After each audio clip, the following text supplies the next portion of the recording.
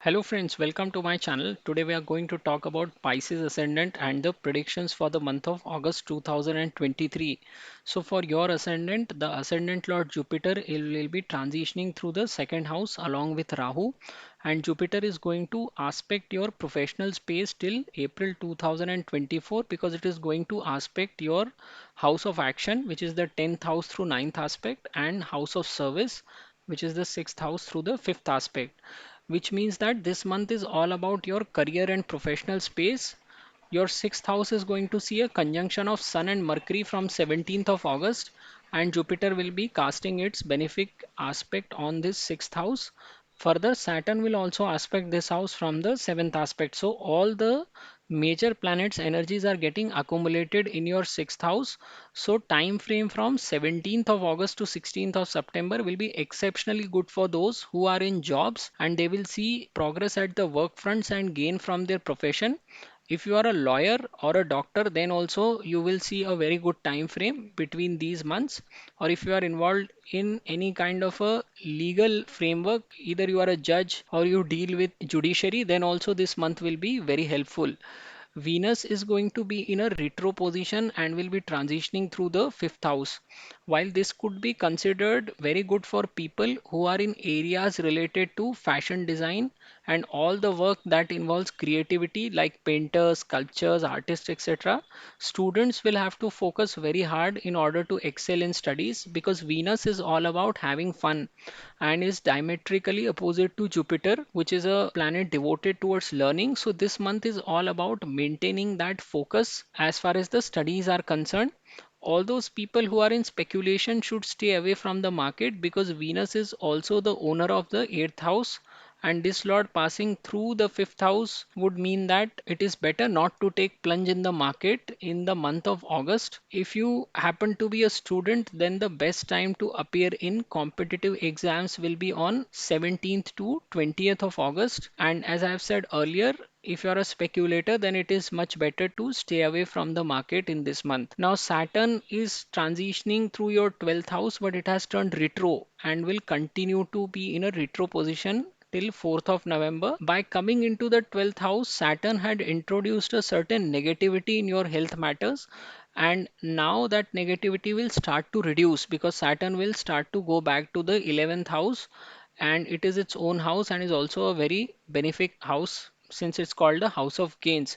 So you will start to reap the real benefits after Rahu moves out of the second house, and your ascendant lord Jupiter will be solely occupying this second house. So time frame from November to April will be very beneficial, and you will get all the benefits that are related to your family, wealth, and professional rise between the months of November to April 24. But month of August anyways is pretty good for people who are involved in any kind of a service sector or people who are doing jobs because the energies that are getting accumulated in the sixth house are going to bring in the entire focus on this particular house in the month of August. Now there are also certain days where you need to remain cautious and you should avoid taking any key decisions. So for your ascendant, these dates are 3rd and 4th of August, 16th to 18th of August, 21st to 23rd of August, and then 30th and 31st of August.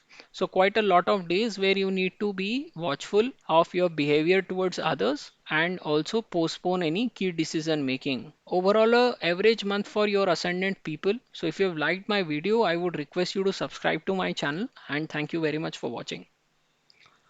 नमस्ते दोस्तों, मैं प्रसाद जोशी अपने channel में आपका स्वागत करता हूं। आज हम जानने का प्रयत्न कर रहे हैं कि मीन लग्न वालों के लिए अगस्त 2023 का महीना कैसे निकलेगा। देखिए, आपके लग्न के लिए लग्नेश गुरु हैं जो द्वितीय भाव से भ्रमण कर रहे हैं, तो लग्नेश का द्वितीय भाव से भ्रमण पैसे की दृष्टि से बहुत अच्छा कहलाता है और गुरु आपके लग्न के लिए वैसे भी लग्न स्वामी होने की वजह से बहुत शुभ है। गुरु द्वितीय भाव के नेचुरल कारक भी बनते हैं, तो यहाँ पर वैसे भी पैसे की आवक एकदम से बढ़ जाती है, पर ये अभी नहीं होगा क्योंकि गुरु के साथ राहु बैठे हुए हैं। तो राहु जब निकलेंगे यहाँ से, यानी कि नवंबर के बाद से लेके अप्रैल 2024 के आखिरी तक का समय आपके लिए हर तरह से अच्छा रहेगा, चाहे वो करियर में प्रगति हो, चाहे आपके परिवार से जुड़ी हुई समस्याएं हो, या आप नौकरी पेशा लोगों के लिए भी ये वाला समय बहुत अच्छा रहेगा। तो अगर हम अगस्त के महीने की भाई बात कर रहे हैं तो आप देखिए कि छठवें घर में सूर्य और बुध की युति होने लग जाएगी 17 अगस्त से। तो 17 अगस्त से लेके 16 सितंबर तक सूर्य अपनी राशि में यहाँ बने रहेंगे, बुध उनके मित्र यहाँ पर उनके साथ बैठे रहेंगे, और उनके ऊपर गुरु की 5वीं दृष्टि और शनि की 7वीं दृष्टि पड़ रही है। तो सारे ग्रहों की ऊर्जाएं छठवें भाव में जाके इकट्ठी हो गई हैं। तो जितने भी लोग कार्यस्थल पे तरक्की करना चाहते हैं, खास करके अगर आप नौकरी पेशा लोग हैं, तो आपके लिए बहुत अच्छा समय रहेगा ये एक महीना, 17 अगस्त से 16 सितंबर तक का। और इस समय में आप अच्छी खासी तरक्की कर पाएंगे अपने कार्यस्थल पर। गुरु की दृष्टि छठवें भाव पे भी पड़ रही है, 10वें भाव पे भी पड़ रही है। तो 10वां भाव आपका कर्म का स्थान है, 10वें भाव का मालिक स्वयं गुरु है। तो यहाँ पर अपनी ही भाव को देखते हुए ये आपके कर्म को और बढ़ाता जाएगा, और उसमें अच्छे परिणाम आपको मिलते रहेंगे जब तक गुरु यहाँ पर बैठे हुए हैं। और उन परिणामों में और ज़्यादा शुभता आएगी नवंबर से लेके अप्रैल तक के समय में। अभी शुक्र आपके लग्न के लिए 5वें भाव में बैठे हुए हैं और ये वक्री अवस्था में है। तो यहाँ पर इस तरह का प्लेसमेंट जितने भी कलाकार लोग हैं, मूर्तिकार हैं, शिल्पकार हैं, पेंट करने वाले हैं, उन सब के लिए बहुत अच्छा समय है ये। और अगर आप शुक्र से जुड़े हुए व्यवसाय में हैं, यानी परफ्यूम्स में डील करते हैं, फैशन डिजाइनिंग से जुड़े हुए हैं, या कपड़ों की वगैरह दुकानें, तो भी आपके लिए समय अच्छा है। कुल मिला के अगर आप अपने प्रोफेशन में किसी भी तरह की क्रिएटिविटी यूज़ करते हैं तो ये शुक्र आपको काफ़ी हेल्प करेगा यहाँ पे।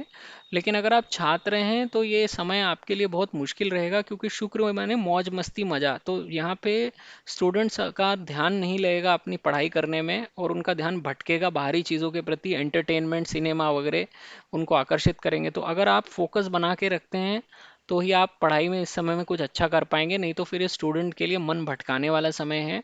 सिमिलरली जितने भी लोग स्पेक्यूलेशन से अटैच हैं, शेयर बाजार से संबंध रखते हैं, उनके लिए भी अगस्त का महीना कुछ खास अच्छा नहीं है। अगर आप बाजार से दूर रह सके तो बहुत अच्छा है, क्योंकि शुक्र आपके लगने के लिए अष्टमेश भी बनते हैं। तो अष्टमेश का पंचम भाव में होना, यानी कि वैसे ही एक लाल झंडी है आपके लिए गोचर में कि आप इस समय में शेयर बाजार में मत उतरिए। देखिए आपके लग्न के लिए वैसे भी यहाँ कर्क की राशि पड़ती है, कर्क राशि यानी कि पूर्ण जल राशि। तो ये ऐसे लोगों का वैसे भी इमोशन से बहुत गहरा संबंध होता है, और इसीलिए मैं बहुत से मीन लग्न के लोगों को शेयर बाजार से जुड़ा हुआ नहीं देखता हूँ। आपके लग्न के लोग ज़्यादातर स्पिरिचुअलिटी में डील करते हैं, मेडिटेशन में डील करते हैं, धर्म का रास्ता अपनाते हैं, उन लोगों को ही ज़्यादा सफलता मिलती है, बजाय ऐसे लोगों को जो मटेरियल पाथ पे जाना चाहते हैं। क्योंकि मटेरियल वर्ल्ड में सक्सेस होना शुक्र के अंडर आता है। गुरु तो ज्ञान का कारक है। तो अगर आप मोक्ष प्राप्ति की तरफ या साधना की तरफ जाते हैं तो ही आपके लग्न के लोगों को ज्यादा सफलता मिलती है, ऐसा मेरा अनुभव है। अभी शनि वक्री अवस्था में चले गए हैं और 4 नवंबर तक शनि वक्री रहेंगे। तो 12वें भाव में शनि के आने के बाद से जो भी आपके लिए हेल्थ की समस्याएं शुरू हुई थी, वो अब धीरे धीरे कम होना शुरू हो जाएंगी, क्योंकि शनि वक्री होके वापस से 11वें भाव की तरफ जाने लगेगा, जहाँ पे राशि भी उसकी स्वयं की है और स्थान भी बहुत अच्छा है, क्योंकि लाभ का स्थान है। लेकिन आपको जो इसके अच्छे एडवांटेजेस मिलेंगे वो नवंबर के महीने से ही चालू होंगे, क्योंकि गुरु पर से राहु का प्रभाव हटने लग जाएगा। तो आपको इस समय में प्रोफेशनल राइज मिलेगा, आपके परिवार में भी काफ़ी रौनक बनी रहेगी। तो नवंबर 23 से अप्रैल 24 तक का समय बहुत अच्छा रहेगा। लेकिन ये महीना भी बहुत अच्छा है उन लोगों की दृष्टि से जो कि नौकरी पेशा लोग हैं, क्योंकि सारी एनर्जी ही 6वें भाव में इकट्ठी हो रही है। तो पूरा जो फोकस एरिया जिसे हम कहते हैं कि किस चीज़ पे ध्यान दिया जाए, तो खाली जॉब और सर्विस या कोर्ट कचहरी या स्वास्थ्य, इन्हीं चीज़ों पर ध्यान बना रहेगा पूरे महीने के दौरान। अभी हर महीने में कुछ ऐसे दिन होते हैं जब आपको सावधान रहना चाहिए और कोई भी महत्वपूर्ण निर्णय लेना आपको टालना चाहिए। तो अगस्त की बात करें तो आपके लिए सावधान रहने वाले दिन है 3 और 4 अगस्त, 16 से लेके 18 अगस्त, 21 से लेके 23 अगस्त, और 30 और 31 अगस्त। इन दिनों में आप सावधान रहिए। कुल मिला के देखिए समय तो अच्छा ही है, क्योंकि लग्नेश भले ही राहु के साथ हो लेकिन द्वितीय भाव में है, तो पैसे की आवक तो होती रहेगी। इसके अलावा नौकरी पेशा लोगों के लिए भी बहुत अच्छा समय है, और आप मान के चलिए कि आपका समय डेफिनेटली सुधरेगा नवंबर से लेके अप्रैल तक के समय में। मीन लग्न के लोगों के लिए काफ़ी अच्छा समय रहेगा। तो ये आपकी समरी है इस महीने की। आपको मेरा वीडियो पसंद आया हो तो मेरे चैनल को ज़रूर सब्सक्राइब कीजिए। ये वीडियो देखने के लिए आपका बहुत बहुत धन्यवाद।